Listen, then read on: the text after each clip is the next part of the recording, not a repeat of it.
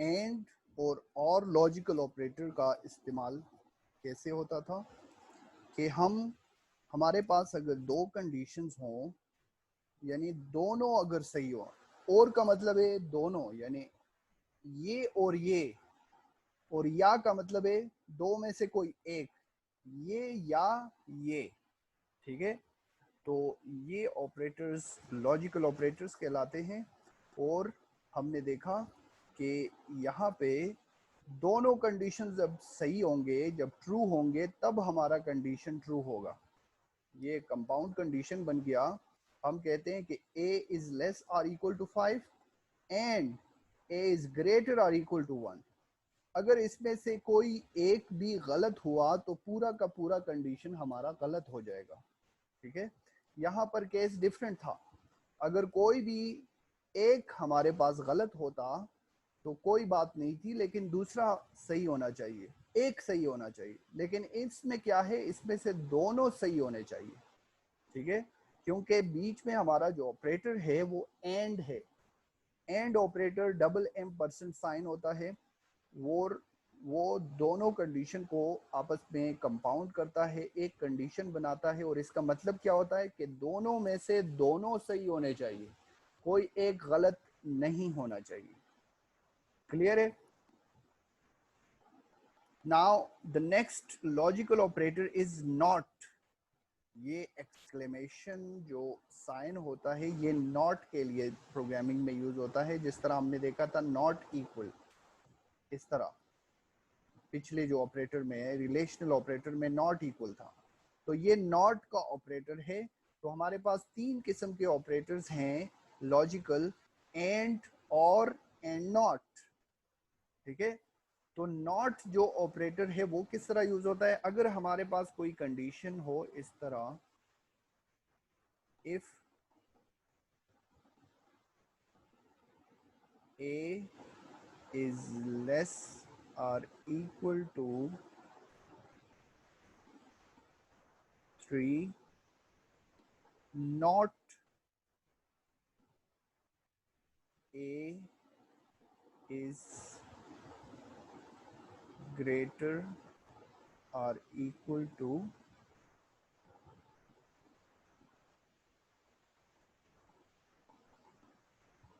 3।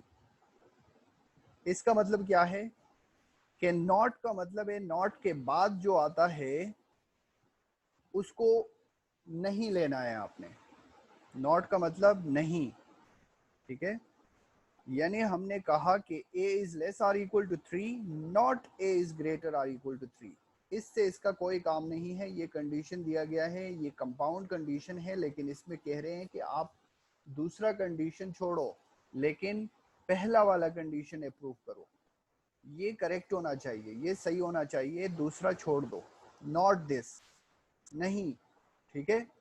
तो ये तीन किस्म के ऑपरेटर्स हमने देखे जो लॉजिकल ऑपरेटर्स कहलाते हैं। लॉजिकल ऑपरेटर किसके लिए यूज होता है, used for building compound conditions. Compound condition के बारे में आपने देखा कि दो कंडीशंस को हमने आपस में कंपाउंड कर दिया।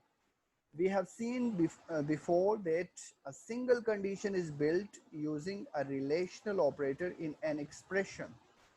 हमने पहले एक सिंगल कंडीशन को देखा था। जब एक सिंगल कंडीशन इस तरह लिखा जाता है कि अगर a is greater or equal to 3, ये एक सिंगल कंडीशन है।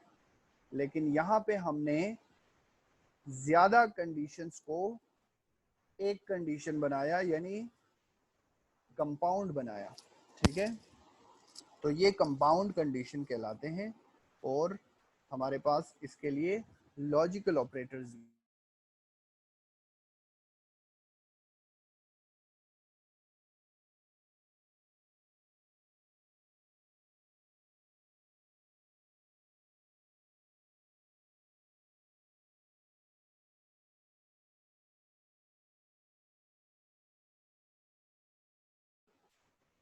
Okay, so the logical and operator के बारे में इन्होंने एक्सप्लेन किया है कि it is used to form compound condition in which two relational expressions are evaluated, जिस तरह हमने ये यूज़ किया, दो रिलेशनल ऑपरेटर्स, ये इवालुएट हो रहा है और ये इवालुएट हो रहा है, यानी इसका रिजल्ट निकाल रहे हैं कि ये सही है, करेक्ट है या गलत है। ये रिलेशनल ऑपरेटर्स यूज हुए हैं, तो जहां पर anywhere if you find the relational operator, so its results will be the boolean result, true or false.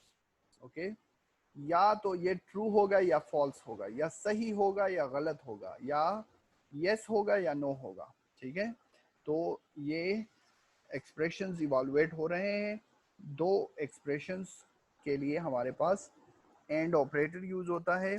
One relational expression is to the left and the other to the right of the operator. एक हमारे पास इस operator के left पे है, ये left है इसका, और ये इसका राइट है, तो ये राइट पे दूसरा रिलेशनल ऑपरेटर वाला एक्सप्रेशन यूज हुआ है। If both of the relational expression conditions are true, then the compound condition is considered true, otherwise it is false. अगर हमारे पास दोनों एक्सप्रेशन 1 और एक्सप्रेशन 2 दोनों सही होंगे, ट्रू होंगे, तभी ये ट्रू होगा। ठीक है, लेकिन अगर ये एक फॉल्स हो गया तो ये पूरा का पूरा फॉल्स हो जाएगा। ठीक है, तो इसका आप इस तरह देख सकते हैं ये टेबल में कि अगर एक एक्सप्रेशन और दूसरा एक्सप्रेशन दोनों ट्रू हैं, तो हमारा रिजल्ट इस पूरे एक्सप्रेशन का क्या होगा? ट्रू होगा। ठीक है, और अगर एक पहला एक्सप्रेशन ट्रू है और दूसरा फॉल्स है, तो इसका रिजल्ट क्या होगा? फॉल्स होगा। और अगर पहला फॉल्स है और दूसरा ट्रू है, तो फिर भी इसका रिजल्ट क्या होगा? फॉल्स होगा। और अगर दोनों फॉल्स है तो जाहिरी बात है उसका रिजल्ट फॉल्स होगा।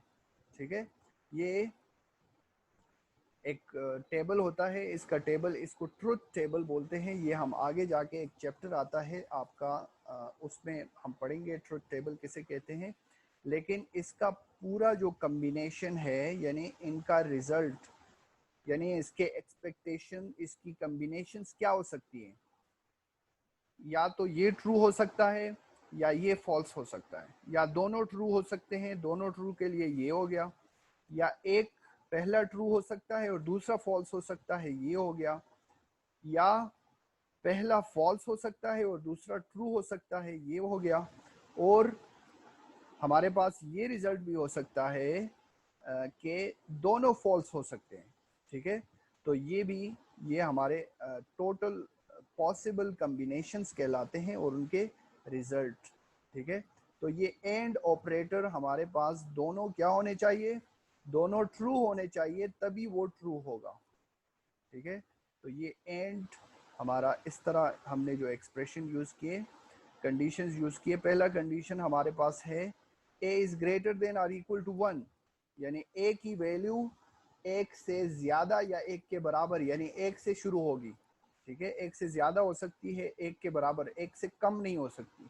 ठीक है, एंड दूसरा कंडीशन हमने दिया कि वो 10 से कम और 10 के बराबर हो सकता है। तो इसका मतलब क्या है? इस पूरे रिजल्ट, इस पूरी कंडीशन का मतलब है कि एक से लेकर 1 2 3 4 और इस तरह हमारा आखिरी नंबर क्या होगा? 10 तक। ठीक है, इसका मतलब है एक से ज्यादा और 10 से कम और एक के बराबर और 10 के बराबर, यानी 10 से ज्यादा नहीं होना चाहिए, 10 के बराबर हो सकता है, लेकिन एक के से कम नहीं होना चाहिए और एक के बराबर हो सकता है। तो इसका मतलब है कि एक से ज्यादा और 10 से कम का मतलब है ए 1 2 3 1 2 3 4 अप टू 10। ठीक है, तो इसकी समझ आ गई। ये एंड ऑपरेटर हमने इसलिए यूज किया कि दोनों होने चाहिए, दोनों करेक्ट होने चाहिए, दोनों ट्रू होंगे तभी हमारा कंडीशन ट्रू होगा। और इसमें से कोई एक भी फॉल्स हो गया तो पूरा का पूरा हमारा कंडीशन फॉल्स हो जाएगा। ठीक है, तो ये सारे कॉम्बिनेशंस हैं, इनके मुताबिक हमने एंड ऑपरेटर यूज करना है। दूसरा एक एग्जांपल है कि a is greater than b and c is double equal to 15। दोनों कंडीशन हमारे ट्रू होने चाहिए, क्योंकि हमारे कंडीशंस के बीच में एंड लॉजिकल ऑपरेटर यूज हुआ है, ठीक है। तो ये कंडीशन कहता है कि ए बी से बड़ा होना चाहिए, बी की जो भी वैल्यू होगी वो ए की जो भी वैल्यू है उससे कम होनी चाहिए, यानी ए बड़ा होगा बी से। और साथ में दूसरा कंडीशन भी दिया है कि सी की जो वैल्यू है वो लाजिम 15 के बराबर होनी चाहिए, ठीक है ना। तो ये दोनों सही होंगे तभी हमारा रिजल्ट सही होगा।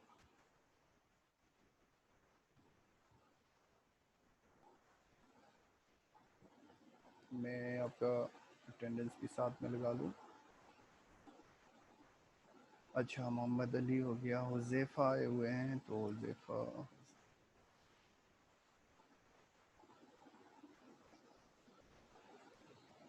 शहाब खटक।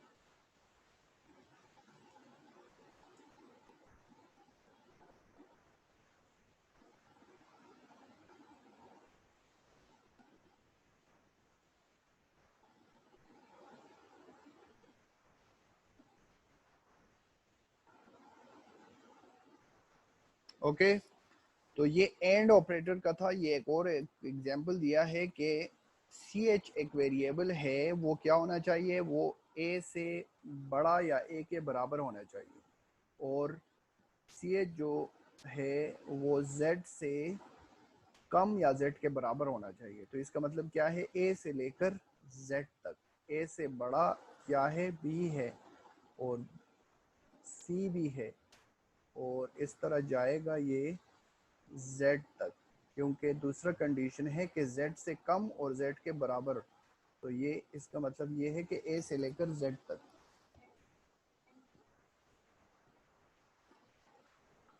अभी दूसरा ऑपरेटर जो हमने देखा, लॉजिकल और ऑपरेटर, जो हमारा ये डबल लाइन साइन जो है उसके लिए यूज होता है, लॉजिकल और ऑपरेटर। और का मतलब है कि दो कंडीशंस में से कोई एक सही होना चाहिए। तो ये एक्सप्रेशन है एक, और ये दूसरा एक्सप्रेशन है, और बीच में और ऑपरेटर यूज हो रहा है। तो हम कहते हैं कि या तो ये या ये। तो ये अगर सही होगा और ये गलत होगा तो हमारे पास रिजल्ट क्या आएगा, हमारे पास रिजल्ट आएगा